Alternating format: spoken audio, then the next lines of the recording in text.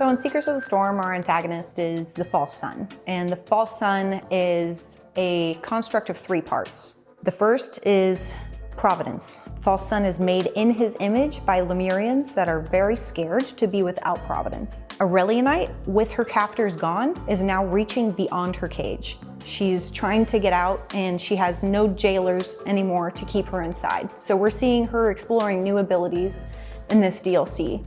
And then right before False Sun is truly born, Mithrix comes in with his beads of fealty holders and they corrupt him. To me, he's a very sad boy.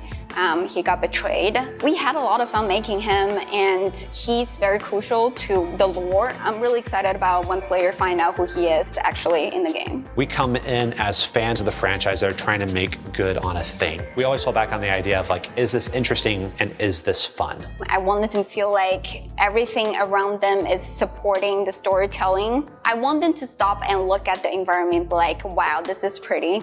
I know the combat is always intense, but that's what I want them to do.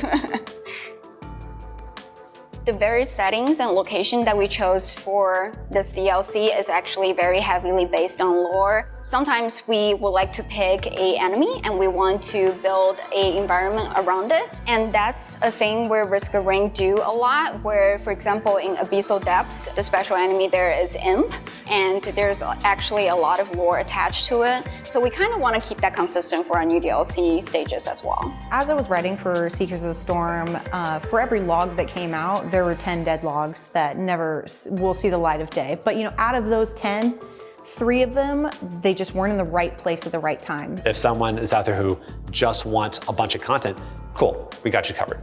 For the person who wants more maps, cool, we got you covered. For the person who wants more survivors, cool, we got you covered. Items too, you name it.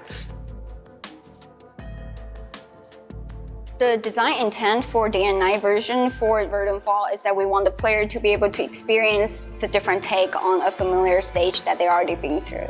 So the day-night version of Verdant Fall actually started as a personal project of one of our team members, and she had this brilliant idea of, you know, what if we make a stage different and we make a variant of it and then we add some more flavor as well. And that's why she came to me with the night version of Verdant Falls. And after we look at it, I was like, yeah, this is really cool. We should do more. There are props that's very specific to the night version and makes more sense. And the skybox is totally different. And we added new areas for the night version that players are not always get to access to. I've been really excited to work with the team and help plan the next 5 or 10 years for this franchise. There's a lot of directions that we could go in it. Pretty much every direction is interesting. There's High Court, there's heretics, there's the 2 brothers. Where do they come from? Are there more of them? What is the space sickness that keeps them locked and isolated on this planet? Does that apply to all Cyclopses? There's a ton of mysteries to be dug out in this world, and I look forward to pulling every thread I can find.